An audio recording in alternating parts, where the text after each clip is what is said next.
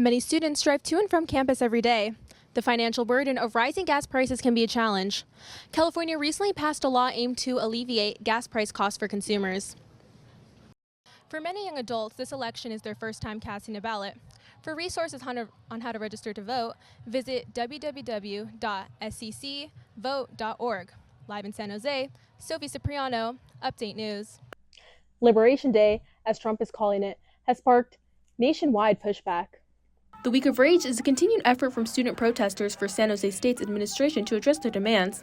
In 2023, students protested the California State University's direct and indirect funding of companies with ties to Israel.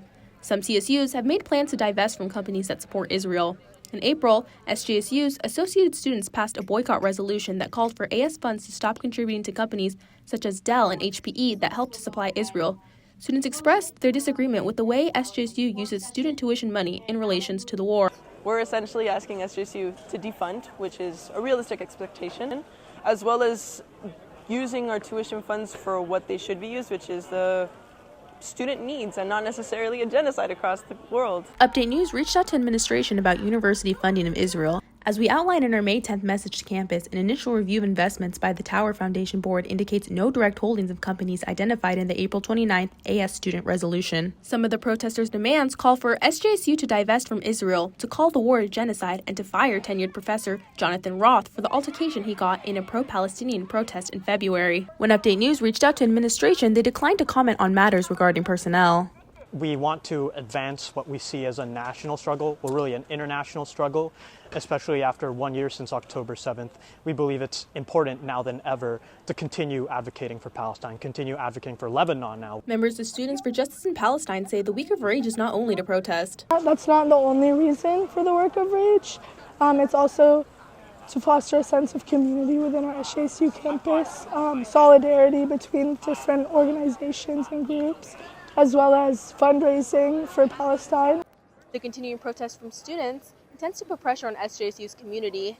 The student protesters claim to be unwilling to step down without their demands being met. In San Jose, Sofi Cipriano, Update News. Miguel Maruyama and his son Alejandro live in an encampment they built off of Interstate 280 South. The encampment stands out because of the large memorial dedicated to the family's deceased service dog, Nacho.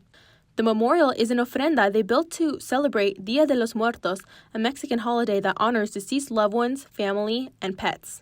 Nacho was Alejandro's service dog. Alejandro suffers from epilepsy and has autism. Miguel and his son ended up unhoused after their previous landlord and boss evicted and fired them. They claimed that their service dog, Nacho, was murdered and the case was unfairly thrown out.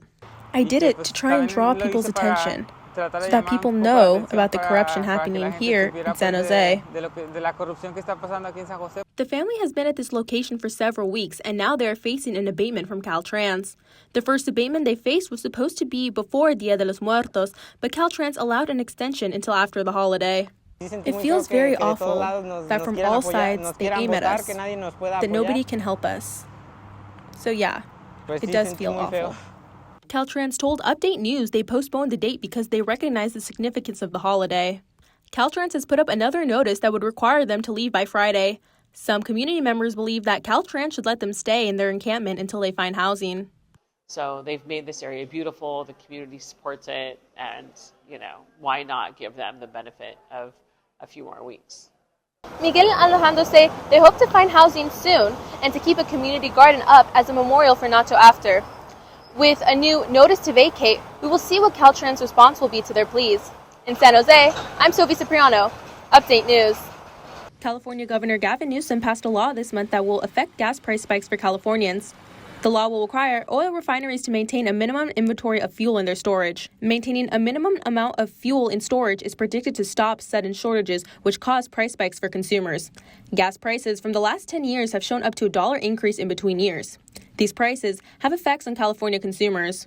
It's like I see how much more it takes to fill up a tank than like it used to before. So it's really hard, financially it's really hard. The SJSU Associated Students Transportation Solutions Fall 2023 survey reports around 87% of students commute to SJSU.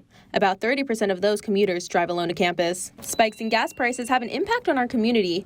Many commuters feel the financial cost of price spikes.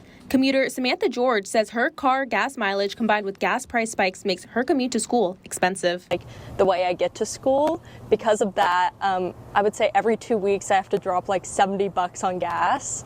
So yeah, it's pretty pricey out there. Governor Newsom says this law will ensure that Californians don't get overcharged at the gas pump by big oil companies. Some commuters at SJSU believe that the new law will be beneficial to them and others. My brother commutes, I commute, so many kids at San Jose State commute, so I feel like this would be beneficial to, I want to say, a lot of the majority of San Jose State students. How much does it cost to fill up your tank? Live in San Jose, I'm Sofi Cipriano, Update News. Hi, I'm Sofi Cipriano, and this is your weekly weather forecast. This week, we're enjoying some more spring-like weather with warm temps and rain chances largely staying north of the Bay Area. There will be some cooling at times as these storms bring some clouds to the region, followed by some warming in the long-range forecast. Our futurecast shows showers mainly staying north of the Bay Area, although we can expect mostly clouds to overcast conditions at times. Overall, temperatures will be in the 70s around the valleys with 60s and low 70s around the coast and inner Bay. The 7-day forecast for Santa Cruz is a mix of coastal low clouds and some sunshine. Some spotty drizzle may be possible at night into early morning, with Wednesday having a high of 70 and Saturday and Monday low of 65. Oakland will see some warm temps at times with a mix of clouds and onshore winds that will likely lead to late night and early morning low clouds and some drizzle at times over the weekend. San Francisco should see mostly mild temps with areas of late afternoon low clouds with patchy fog and some drizzles possibly overnight. San Francisco's weekend temperatures will be staying in the 60s. San Jose will see some warm temps and mainly dry conditions through the 7-day forecast, with the whole week temperature staying in the 70s range. I'm Sofi Cipriano, and that's your weekly Update News forecast. Now back to the desk. Starting this week off, major news coming out about the Israel-Hamas war. Tuesday morning, an Israeli airstrike broke the ceasefire in place between Hamas and Israel since January. Israel launched airstrikes on the Gaza Strip that shocks hundreds of Palestinians. The Gaza Health Ministry estimated the death toll at 404 killed and more than 560 wounded in the strike. On Monday, Peruvian President Dina Boluarte's government declared a state of emergency for increasing crime rates. Outrage was sparked after the murder of popular cumbia singer Paul Flores in the band Armona 10 on Sunday night. The state of emergency is expected to last 30 days. Increased police and military presence will be deployed in public places such as bus and train stations. An update on the Russia-Ukraine war.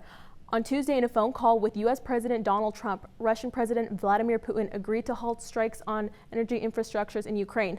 Putin agreed to stop the strike if Ukraine agreed as well. When asked about the 30-day ceasefire plan laid out by U.S. and Ukrainian officials, Putin declined for now. This concludes Spinning Around the Sphere with Sofi. Tune in next week for the latest headlines. Starting this week off in Turkey, major political turmoil over Turkish President Recep Tayyip Erdogan's arrest of political opponent and mayor of Istanbul, Ekrem İmamoğlu. İmamoğlu was said to be Erdogan's political opponent for the presidency and was arrested at his home on accusations of corruption and terrorism. With the arrest, protests have erupted in Istanbul. Some people have turned to boycotting companies that support Erdogan. In Yemen, citizens believe that the U.S. is responsible for current airstrike attacks. Houthi rebels in Yemen are saying how airstrikes have begun to hit northern Yemen. Houthi-affiliated media outlets report that 17 airstrikes were carried out and that the U.S. is responsible for them.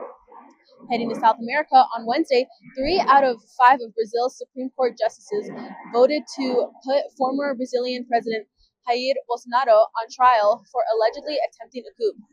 In 2022, after his presidential defeat, Bolsonaro was charged with attempting to stage a coup, attempting to overturn the vote, a plot to assassinate the new president-elect, and other charges. This concludes Spinning Around the Sphere with Sofi.